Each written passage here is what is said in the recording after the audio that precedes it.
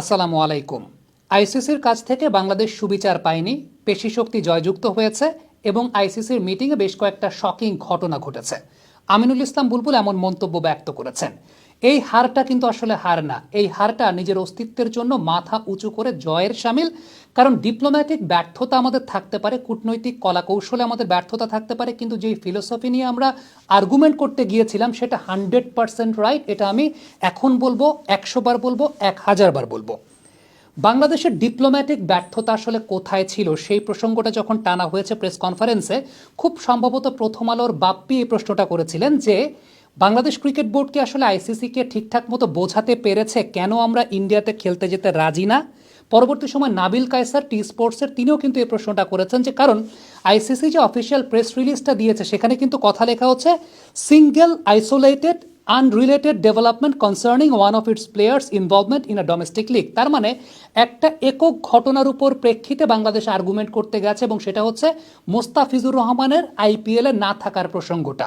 এই জায়গাটা যে বিষয়টা সবচাইতে বেশি মিসিং এবং বাংলাদেশের কূটনৈতিক ব্যর্থতা ধরে নেওয়া যায়, মোস্তাফিজের ঘটনা তো আসলে শুরু, কিন্তু এর পরবর্তী পর্যায়ে আমরা যখন আইসিসির কাছ থেকে একটা অ্যাসেসমেন্ট লেটার পেলাম আইসিসির নিরাপত্তা উপদেষ্টার কাছ থেকে, সেইখানে কিন্তু বাংলাদেশের দর্শক সমর্থকদের নিরাপত্তার কথা লেখা ছিল। সেই জায়গাটায় কিন্তু বলা ছিল মডারেট টু হাই রিস্ক দর্শক সমর্থকদের জন্য, সাংবাদিকদের কথা বলা ছিল এবং সেই সঙ্গে বাংলাদেশের নির্বাচন নিয়ে কথা বলা ছিল। এখন ওই আর্গুমেন্টটা আসলে বাংলাদেশ ক্রিকেট বোর্ড করেছে কিনা, আমিনুল ইসলাম বুলবুল কিন্তু এটার উত্তরে যে উত্তরটা দিয়েছেন তা হচ্ছে আইসিসির মিটিংয়ে বেশ কিছু শকিং ঘটনা ঘটেছে এবং সেটা তিনি প্রেস কনফারেন্সে রিভিল করতে চান নাই। একটা কথা তিনি সুস্পষ্টভাবে বলেছেন, সেটা হচ্ছে আইসিসি সুবিচার করে নাই। সুবিচার করে নাই বলতে কি? সুবিচার করে নাই বলতে হচ্ছে মূলত এই জায়গাটাতে যে সমস্ত গ্রাউন্ডের উপর বেস করে বাংলাদেশ ক্রিকেট বোর্ড আর্গুমেন্ট করেছে সে সমস্ত গ্রাউন্ডকে তারা পাত্তাই দেয় নাই।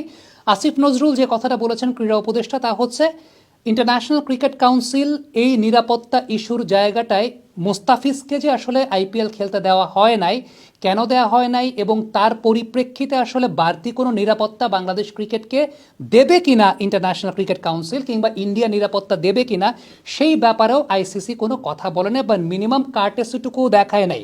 দেখেন, আমরা কিন্তু সেই সমস্ত মিটিংয়ে উপস্থিত না, আমরা জানিও না কী কী কনভারসেশন হচ্ছে, বাংলাদেশ থেকে কি বলছে, আইসিসি থেকে কি বলছে। ক্রীড়া উপদেষ্টা যে কথাটা বলেছেন যে আইসিসি থেকে এই ব্যাপারটাকে পাত্তাই দেয়া হয় নাই। বাংলাদেশের কূটনৈতিক ব্যর্থতা বলতে আমার কাছে মনে হয় একটা সিচুয়েশনে আপার হ্যান্ডে থাকার কাগজে কলমের সুযোগটা যেখানে ছিল সেটা হচ্ছে যেই সময়টাতে মোস্তাফিজকে নিষিদ্ধ করা হলো বিসিসিআই থেকে, বাংলাদেশ ক্রিকেট বোর্ড তখন কিন্তু বিসিসিআইয়ের কাছে এটার ব্যাখ্যা জানতে চাইতে পারত, সেই ব্যাখ্যাটা বাংলাদেশ ক্রিকেট বোর্ড জানতে চায় নাই। ব্যাখ্যাটা জানতে চাওয়ার পর বিসিসিআই তো কিছু একটা বলতো বলতো তো নিরাপত্তার জন্য, সেটাকে নিয়ে আমরা আইসিসিতে যেতে পারতাম যে ইন্ডিয়াতে এই মুহূর্তে বিসিসিআই বলছে বাংলাদেশের কোনো ক্রিকেটারের জন্য নিরাপদ না। এই যে এন্টায়ার ইকোসিস্টেমটা, এই এন্টায়ার ইকোসিস্টেমটা বাংলাদেশ মেনটেন করেছে কিনা সেই ব্যাপারটা নিয়ে আমার প্রশ্ন আছে, যে বাংলাদেশের ডিপ্লোম্যাটিক ব্যর্থতা। কিন্তু এই যে ইন্ডিয়াতে খেলতে যেতে চায় না, যারা বিভিন্নভাবে ব্র্যান্ডিং করতে চাচ্ছেন যে ইন্ডিয়াতে খেলতে যাওয়া উচিত, আদারওয়াইজ ওয়ার্ল্ড কাপ মিস হয়ে যাবে, ওয়ার্ল্ড কাপ মিস হলে বাংলাদেশের ক্রিকেট ধ্বংস হয়ে যাবে, সব কথাই ঠিক আছে। ওয়ার্ল্ড কাপ মিস হলে ফিনান্সিয়ালি অনেক বড় লস, আমাদের অনফিল্ডের লস, সবচাইতে বেশি আমাদের অনফিল্ডের লস ফিনান্সিয়ালি। কিন্তু দিন শেষে যে বিষয়টি ইম্পর্টেন্ট সেটা হচ্ছে এই মুহূর্তে যে উদ্ভূত রাজনৈতিক পরিস্থিতিতে, সেই রাজনৈতিক পরিস্থিতিতে কতটুকু নিরাপত্তা আসলে আইসিসি আমাদের জন্য নিশ্চিত করতে পারছে, সেটার ব্যাপারে কি আইসিসি আমাদেরকে কোনো অ্যাসিওরেন্স দিয়েছে কিংবা ইন্ডিয়ান গভর্নমেন্ট থেকে কি কোনো অ্যাসিওরেন্স আমরা পেয়েছি? বাড়তি কোনো নিরাপত্তা কি দেবে এরকম কোনো কথা কি বলা হয়েছে? তাইলে সেটা যদি বলা না হয়, আর ওই যে রেড ফ্ল্যাগ যে জায়গাটা ছিল আইসিসির লেটারটাতে, সেখানে কিন্তু বলা ছিল মডারেট টু হাই রিস্ক বাংলাদেশের দর্শক সমর্থকদের জন্য যারা জার্সি পরে সেখানে খেলা দেখতে যাবেন। এর পরিপ্রেক্ষিতে কি আসলে বাড়তি কোনো কিছু বলা হয়েছে? সো বাড়তি কোনো কিছু যদি বলা না হয়ে থাকে তাহলে আপনি কিভাবে অ্যাসিওর্ড হলেন যে ওই দেশে খেলতে যাওয়াটা উচিত? দেখেন, আমি কোনো দেশের কোনো রাষ্ট্রের বিরুদ্ধে কথা বলছি না, আমি লজিক্যাল গ্রাউন্ড থেকে কথা বলছি, আমি লজিক্যাল গ্রাউন্ডে কথা বলি। আর যারা বলবেন, অনেকেই অশিক্ষিত মূর্খের মতো কথা বলার চেষ্টা করছেন যে বাংলাদেশ ক্রিকেট বোর্ড বা যে কোনো দেশের ক্রিকেট বোর্ড তো স্বায়ত্তশাসিত প্রতিষ্ঠান, সরকারের কোনো ইনভলভমেন্ট এই জায়গাটা থাকবে না, এটা একটা অশিক্ষিত মূর্খের মতো কথা। ধরেন, বাংলাদেশ ক্রিকেট বোর্ডের আওতায় আমরা যখন কোনো একটা দ্বিপাক্ষিক সিরিজ আয়োজন করি কিংবা আমরা যখন কোনো একটা টুর্নামেন্ট আয়োজন করি বিপিএলের মতো, এনএসআই ডিজিএফআই যদি আমাদের গোয়েন্দা সংস্থা যদি আমাদেরকে ক্লিয়ারেন্স না দেয়, হোম মিনিস্ট্রি যদি আমাদেরকে ক্লিয়ারেন্স না দেয়, আমাদের বাপের ক্ষমতা নাই সেই টুর্নামেন্ট অর্গানাইজ করা। আর এই জায়গাটায় তো আরেকটা দেশে গিয়ে খেলার ব্যাপার, আরেকটা দেশে গিয়ে খেলা ভাববেন, আরেকটা দেশে কোনো একটা রাষ্ট্রীয় দল কোনো একটা রাষ্ট্রীয় কাজে যে যাবে সেটার জন্য গোয়েন্দা সংস্থার ক্লিয়ারেন্স প্রয়োজন হয়। আমাদের গোয়েন্দা সংস্থাকে আমাদেরকে ক্লিয়ারেন্স দিচ্ছে কি দিচ্ছে না সেই ব্যাপারটা আগে পাবলিক করা উচিত। আমাদের গোয়েন্দা সংস্থাকে আমাদেরকে পারমিট করছে। অনেকে যে বলেন যে মানে সরকার কেন হস্তক্ষেপ করবে, সরকারই এই জায়গাটায় হস্তক্ষেপ করবে, এটাই নিয়ম, প্রত্যেক দেশের নিয়ম। খুব সিম্পল একটা কথা বলি, খুব রিসেন্টলি আতিফ আসলামের একটা কনসার্ট বাংলাদেশে হওয়ার কথা ছিল মাঝখানে কোনো একটা সময়তে, হোম মিনিস্ট্রি পারমিশন দেয় নাই। হোম মিনিস্ট্রি পারমিশন দেয় নাই, যে কারণে আতিফ আসলামের ওই কনসার্টটা হয় নাই, ওপেন এয়ার কনসার্টটা। এআইবিতে পরবর্তী সময় একটা কনসার্ট হয়েছে, কিন্তু তার আগে আতিফ আসলামের একটা কনসার্ট হওয়ার কথা ছিল, সেটা হোম মিনিস্ট্রি পারমিশন দেয় নাই, দ্যাটস ওয়াই সেই কনসার্টটা হতে পারে নাই। সো যে কোনো জায়গায় আপনি যখন আমাদের দেশেও কোনো কিছু অ্যারেঞ্জ করবেন, অর্গানাইজ করবেন, গ্যাদারিং করবেন, সেটার জন্য হোম মিনিস্ট্রি এবং ল এনফোর্সমেন্ট এজেন্সির পারমিশন প্রয়োজন হয়।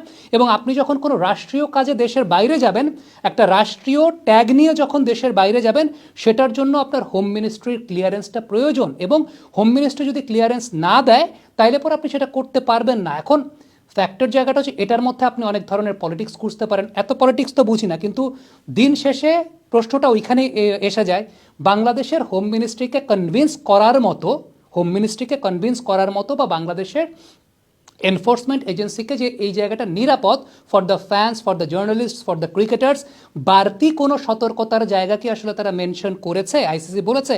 আজকে তো প্রেস কনফারেন্সে যেটা বোঝা গেল যে তারা তো সেই কথাটা বলে নাই। তাইলে পরে কোন লজিকের বেসিসে, কোন গ্রাউন্ডের বেসিসে, হ্যাঁ যারা বলছেন যে ওয়ার্ল্ড কাপ না খেললে বাংলাদেশ ক্রিকেটের কমার্শিয়াল ক্ষতি, বাংলাদেশ ক্রিকেটের ভবিষ্যৎ এখন কবরস্থানে, অনেক কথা, সব কথা লজিক্যাল, কিন্তু দিন শেষে সব কিছুর তো একটা প্রোটোকল আছে। ওই প্রোটোকল যদি মেনটেন করা না হয়, ওই প্রোটোকল মেনটেন করা না হলে আসলে কোন গ্রাউন্ডের বেসিসে আমরা আসলে এই কথাটা বলছি যে আমাদের খেলতে যাওয়া উচিত? আমি আমাদের ডিপ্লোম্যাটিক ব্যর্থতা নিয়ে যখন কথা বলছিলাম, একটা এক্সাম্পল আমি আপনাদেরকে দিই, সেটা হচ্ছে বোর্ড প্রেসিডেন্ট একটা কথা বলেছেন যে বিশ্বকাপটা নাকি হাইব্রিড মডেলে হচ্ছে এবং সেই জায়গাটায় শ্রীলঙ্কা হাইব্রিড মডেলের একটা পার্ট। ইনফরমেশনটা রং আছে। আমি যতদূর জানি, দায়িত্ব নিয়ে বলছি, বিশ্বকাপটা প্রথমে শ্রীলঙ্কাতেই ছিল, দেন তারপরে দল বাড়ার কারণে ইন্ডিয়া শ্রীলঙ্কা মিলে সেটা কো-হোস্ট করছে। এটা হাইব্রিড মডেলের বিশ্বকাপ না। এই যে ডিপ্লোম্যাটিক ব্যর্থতার কথা এই কারণেই বলি, বোর্ড প্রেসিডেন্ট এই ব্যাপারটা জানেনই না। এখন তিনি যখন এই ব্যাপারটা জানেন না, তিনি আসলে কোন গ্রাউন্ড নিয়ে বা কি গ্রাউন্ডের বেসিসে আইসিসির মিটিংয়ে আর্গুমেন্ট করতে গেছেন, প্রশ্নটা আমার তখনই আসে। হ্যাঁ, ওই কথাগুলো ঠিক আছে যে এর আগে পাকিস্তান যখন খেলতে যাইতে চায় নাই, তখন নারীদের বিশ্বকাপটা হয়েছে শ্রীলঙ্কার মাটিতে, যেটা ইন্ডিয়াতে হয়েছে মূল বিশ্বকাপটা। এছাড়াও ইন্ডিয়া যখন এর আগে খেলতে যাইতে চায় নাই পাকিস্তানে চ্যাম্পিয়ন্স ট্রফি, তখন তাদের জন্য আলাদা একটা ভেন্যু করা হয়েছে সংযুক্ত আরব আমিরাতে। এই কথাগুলো আপনি লজিক্যাল আনতে পারেন, কিন্তু আপনি যখন বলছেন যে এই বিশ্বকাপটা হাইব্রিড মডেলে হচ্ছে, প্রথমত ইনফরমেশনেরই তো একটা গ্যাপ বা ইনফরমেশনের একটা অজ্ঞতার জায়গাটা আছে। সো আমি এই কারণেই বললাম যে ডিপ্লোম্যাটিক ব্যর্থতা আমাদের আছে, কিন্তু ফিলোসফিক্যালি আমরা রাইট, বাট ডিপ্লোম্যাটিক্যাল ব্যর্থতা আছে। আমরা অনফিল্ডের পর্দায় বেশ কিছু ভিডিও করেছি যে ইথিক্যালি, লজিক্যালি বাংলাদেশকে বাদ দিয়ে আইসিসি টি-20 ওয়ার্ল্ড কাপ করতে পারবে না, সেটা ইথিক্যাল লজিক্যাল গ্রাউন্ড থেকে। কিন্তু যে জায়গাটা এথিক্স আর লজিককে ব্রেক করা হয়েছে পেশি শক্তি ব্যবহার করে, বুলবুল ভাই তো বলে দিয়েছেন, সেই মিটিংয়ে শকিং ঘটনা ঘটেছে। শকিং ঘটনা মানে কি? সেই জায়গাটা এথিক্স এবং লজিককে ব্রেক করা হয়েছে। এবং যে কোনো কর্পোরেট প্রতিষ্ঠানে যখন একটা বোর্ড মিটিংয়ে কোনো একটা সিদ্ধান্ত হয়, তারা সিন্ডিকেট করে যখন কোনো একটা সিদ্ধান্ত নেন, ওই জায়গাটা আলটিমেটলি এথিক্স আর লজিক খাটে না, এবং সেটা প্রত্যেকটা অর্গানাইজেশনের ব্যাপার, এবং সেটাই আলটিমেটলি বিষয়। পশ্চিমবঙ্গ থেকে যারা আমাদের ভিডিও দেখেন একটা কথা বলি, ইদানিংকালে বেশ কিছু কমেন্ট পাই, সেটা হচ্ছে একদম অন্ধের মতো এসে গালিগালাজ করা হয়, এই করা হয়, সে করে। প্রথম কথা হচ্ছে, আমরা আপনাদেরকে দাওয়াত করি নাই ভাই আমাদের এখানে কমেন্ট করার জন্য। দ্বিতীয়ত, আমার পারিবারিক শিক্ষা এটা না যে কোনো জাতিকে, কোনো ধর্মের মানুষকে কটু মন্তব্য করে কথা বলা বা ওইভাবে কথা বলা, সেইভাবে বলতে হচ্ছে না। জাস্ট একটা লজিক্যাল গ্রাউন্ড থেকে কথা বলতে চাই, সেটা হচ্ছে যদি আপনাদের দেশের সাথেও এরকম ঘটনা ঘটতো, আপনাদের কোনো প্লেয়ারকে ধরেন বিপিএলে বা ঢাকা প্রিমিয়ার লিগে খেলতে দেওয়া হচ্ছে না, নিরাপত্তার অজুহাত বা নিরাপত্তার কথা বলে আমাদের বাংলাদেশ থেকেই ধরেন এরকম কোনো একটা কিছু করা হলো, এবং পরবর্তী সময় আমরা যদি এই ব্যাপারটা ক্ল্যারিফাইও করতে না চাই, বা আমরা যদি এই ব্যাপারটা ক্ল্যারিফাইও না করি যে কেন, কোন বেসিসে, আপনারাও সেম কাজটাই করতেন। এবং আপনাদের সরকার থেকে যদি আলটিমেটলি এই জায়গাটায় কোনো নিষেধাজ্ঞা থাকতো ক্রিকেট টিমের উপরে, আপনাদের গোয়েন্দা সংস্থা থেকে যদি কোনো নিষেধাজ্ঞা থাকতো, তাহলে আপনাদের এখানেও সেম কাজটাই করতে হতো। আদারওয়াইজ আপনারা যেরকম ইললজিক্যাল কথা বিভিন্ন গালিগালাজ করে, বিভিন্ন মন্তব্য করে, তোরা খেললেই কি না খেললেই কি, এগুলো হচ্ছে মানে ছোট মানুষের মতো কথা, এগুলো ছোট মানুষের মতো কথা এবং এগুলো খুব ইললজিক্যাল কথা। আবারও বলি, কারো প্রকার কোনো প্রকার বিদ্বেষ না, প্রত্যেকের প্রতি আমি শ্রদ্ধাশীল ব্যক্তিগতভাবে, সেই জায়গা থেকে খুব ভদ্র ভাষায়, আমার পারিবারিক শিক্ষার জায়গা থেকে ভদ্র ভাষায় কথাটা বলছি। সেটা হচ্ছে যে প্রথমত আপনাদেরকে আমরা কেউ দাওয়াত করি না আমাদের বাংলাদেশের চ্যানেলে এসে কমেন্ট করার জন্য। দ্বিতীয়ত কথা হচ্ছে একদম লজিক্যাল গ্রাউন্ডের জায়গা থেকে একটু নিজেদের উপর নিয়ে দেখবেন যে এই জায়গাটা যদি আপনাদের ক্ষেত্রে ঘটনাটা করতো আপনারা আসলে কী করতেন, এবং আপনাদের গভর্নমেন্ট যদি এই ডিসিশনটা নিত, কারণ গভর্নমেন্টের সঙ্গে হোম মিনিস্ট্রি, গোয়েন্দা সংস্থা অনেক কিছু জড়িত থাকে, সেক্ষেত্রে আলটিমেটলি ব্যাপারটা কী হতো। আবারও বলবো, বাংলাদেশ ক্রিকেট বোর্ড একটা ডিপ্লোম্যাটিক ব্যর্থতা, অনেক বড় ব্যর্থতা আছে। সেটা হচ্ছে যখন মোস্তাফিজের ইস্যুটা ঘটলো, বাংলাদেশ ক্রিকেট বোর্ড বিসিসিআইয়ের কাছে সেই ব্যাখ্যাটা চায় নাই। এই যে ডিপ্লোম্যাটিক একটা ব্যর্থতা, একটা আপার হ্যান্ডে থাকার সুযোগ ছিল, কূটনৈতিক ব্যর্থতা জায়গাটা আসলে এই জায়গায়, কিন্তু ফিলোসফিক্যাল জায়গা থেকে বাংলাদেশ গভর্নমেন্ট কিংবা বাংলাদেশ ক্রিকেট বোর্ড যে স্ট্যান্সটা নিয়েছে, স্টেপটা নিয়েছে, আমরা সবাই সেটার ভুক্তভোগী হব, আমরা সবাই সেটার ক্ষতিগ্রস্ত হব।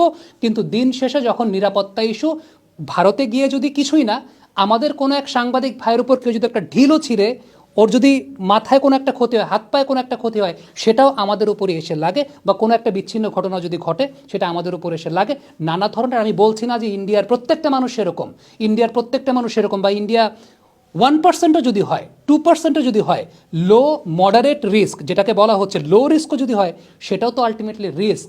আমি এক্সপেক্ট করি এই জায়গা থেকে দুদেশের রাজনৈতিক সম্পর্কের উন্নয়ন ঘটবে, দুদেশের মানুষের বিদ্বেষের সম্পর্কের উন্নয়ন ঘটবে, ক্রিকেটের এই ডিপ্লোম্যাসির জায়গাটা বা যাই হোক না কেন সব কিছু হবে। দিন শেষে পুরো বিশ্বটাকে যদি আমরা চিন্তা করি যে একটা জায়গা, সেই জায়গাটা কোনো জায়গায় কোনো হানাহানি বিদ্বেষ কোনো কিছুই আমরা পছন্দ করি না বা করি না। কিন্তু প্রবলেমের জায়গাটা আবারও বলি, ভারতীয় কোনো নাগরিকের উপর কিন্তু আমাদের কোনো বিদ্বেষের জায়গা না। আমাদের সমস্যা হচ্ছে পলিসি মেকিংয়ের জায়গা থেকে যখন আমাদের উপর কোনো কিছু চাপিয়ে দেওয়ার চেষ্টা করা হয়, আমাদের সঙ্গে অবিচার করা হয়, সুবিচারটা আমরা যখন পাই না, প্রবলেমটা আসলে ওই জায়গাটাতে। আবারও বলি, একদম আমার কাছে মনে হয় যে এর চাইতে সহজ ভাষায় বুঝিয়ে বলার মতো আসলে কথা, এর চাইতে বেটার ভাষা আমি আসলে জানি না। কমেন্ট বক্সে আপনাদের মন্তব্য জানতে চাই।